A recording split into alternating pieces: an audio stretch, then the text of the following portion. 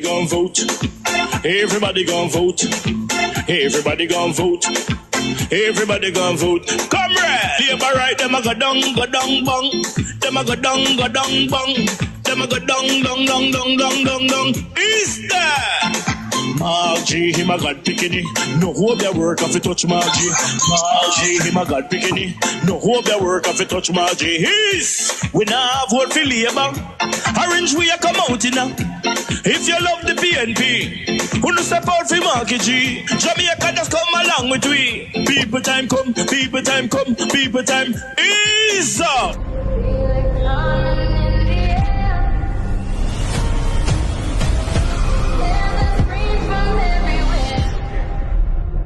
Only thing that's on my mind is who's gonna run this town tonight. Yeah, I say that we are. Pledge your allegiance. Who's gonna run this town tonight? Yeah, I say that we are.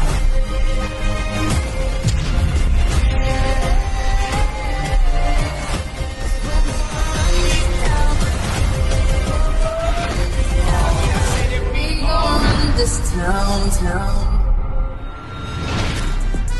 Make the trumpets play. Make the trumpets play. Gayle was a veteran court reporter at the Jamaica Gleaner for over 40 years. She was found dead at her Caymanas Country Club estate home in St. Catherine on Tuesday morning. Her vehicle and phone are missing. Miss Gayle is a top-tier lawyer in her field.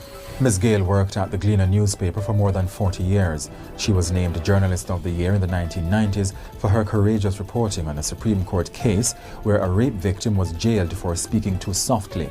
Ms. Gayle's expose prompted widespread protests, leading to the victim's release and the installation of public address systems in courtrooms. She was 77. PNP spokesperson on information Nikisha Burchell says Ms. Gayle's decades-long career set an unmatched standard for professionalism, integrity and courage. But despite making substantial contribution to the industry, she was assassinated. But the real question is, why was Miss Barbara Gayle assassinated? Did she have information? Did she have sensitive information that someone did not want to get exposed to the public? The truth is about to be revealed. We have no idea how this young man got into the gated community, much as to be sitting on a veranda, because SSP Phillips refused to state whether any protocols were breached in terms of security at the gate. But what we can see in the video, we have seen the time, the 16th of the 12th, 2024. She was last seen after 3, and that is what the timestamp on the video is saying. Miss Gayle has been described as one of the sweetest, most decent, softest, gentle souls, a journalist and professional trailblazer, somebody that was selfless, somebody who contributed. It was only last month that she was honored for her work as a journalist. Over 40 years, this woman contributed, and know that she should be getting ready to enjoy her retirement. This scoundrel took her life. All that he saw was an elderly woman who had assets, nice house, nice phone, nice car. And of course he thought that, of course, this is too good for her.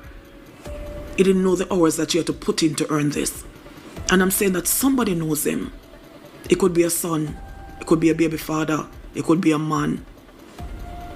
Give him up. Barbara Gayle worked at the Gleaner Company for over 40 years as a court reporter, reporting on different cases in the court to provide Jamaicans with full transparency. Ms. Gayle's unparalleled dedication to the court beat set a standard for beat reporting, chronicling cases across parish courts, circuit courts, the Supreme Court, the Court of Appeal, and even the Privy Council in the United Kingdom.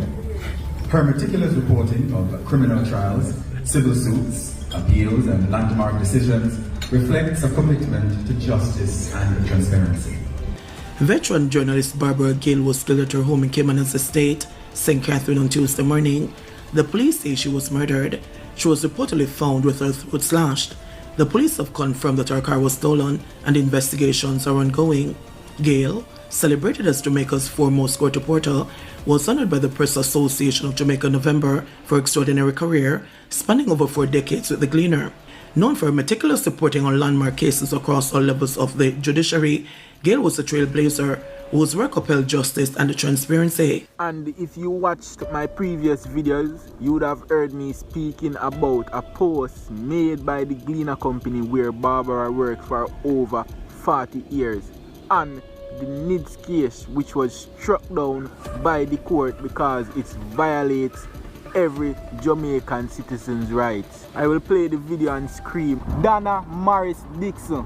Anyone remember this lady? Jamaican new education minister who said some very questionable things. Senator Dr. the Honorable Dana Morris Dixon will assume duties as Minister of Education, Skills, Youth and Information. A bit surprised, but of course when you come into this world, you serve based on where the Prime Minister wants you to be. And I came in and I decided to leave my normal life and come into this world, and I am willing to do whatever is. When the police come and tell me, you know, we have flips. Me have flips, I play. Flips are when I say, you know, them see our wit. Like a stranger talk to. You know, just talk to stranger in a place where it's a gated community. And then them say the thieves, the car say, well, the car missing, and I have phone too. That means somebody call her, somebody meet her, them go with the phone. Then go with the car. Yeah? Who let them out? Because them have to let out themselves, or some of them have to let them out, right? But them supposed to have security and all kind of things there. See? So, the leader of the opposition is now calling on Minister Chuck and the Attorney General to resign because they are now violating the ruling by the courts. So Jamaica is now in a constitutional conundrum because I am also hearing that tomorrow that there is not going to be any gun court and other courts will be suspended until the DPP is assigned or an assistant is assigned. So therefore, it now means that tomorrow, no criminals can be charged. So is it that, that's my understanding. And my understanding, I'm not a lawyer, don't quote me on this, but if that is the case, then Jamaica is in a very sad state. You know, but I guess the courts will rule on it.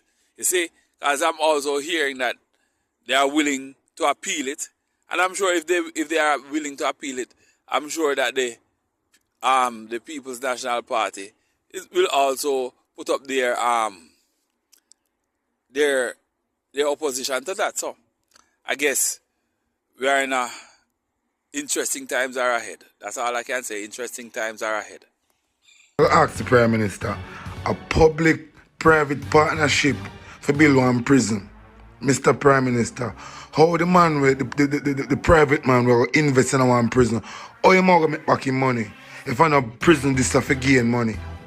If this is a monetary game, Mr. Prime Minister, how this public-private partnership I go work out for build one prison? My viewers and subscribers, Mark Golden raised some serious topic in the parliament today because the government of Jamaica is planning to build a public-private partnership prison, state-of-the-art prison. When one private man a funny money for build prison, there must be some form of gain. Greetings, D, and all the best to you for the new year, 2022. The Maroons are Jamaicans, indigenous people originating with African slaves and the Tainos who escaped oppression by fighting a resistance against the oppressors that were trying to enslave them. And they successfully fought for their freedom and signed 2 treaties in the 1730s, the Western and the Eastern Maroons, the Leeward and Windward Maroons. Ever since then, they have coexisted very happily with the rest of the Jamaican society, but within their own Maroon lands, they have some autonomy. The autonomy that respects their culture, preserves their heritage and their way of life. We need to encourage the government not to engage in any kind of aggressive, antagonistic dialogue in the public sphere with the Maroons. That isn't helping the situation. Invite them to the table, hear what their concerns are, and work out solutions that respect their rights under the UN Declaration that protects the rights of indigenous peoples. We haven't had a problem like this before, then there's no need to create a problem.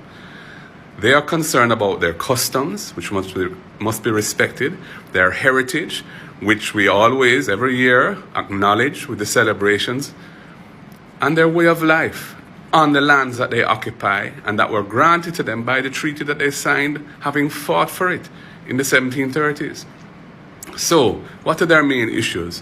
One of their issues is to do with environmental protection of the lands, especially the Coptic country. They're very concerned about infringement by multinationals coming in there to mine in a very ecologically sensitive area that we all rely on as the main source of water for much of Jamaica. So let us not engage like the Prime Minister has been doing in a public squabble. That is not necessary and it doesn't help the situation. Enter into respectful, authentic dialogue with the community of the Maroons to hear their concerns and to work out solutions so we can coexist going forward in a sustainable way. God bless.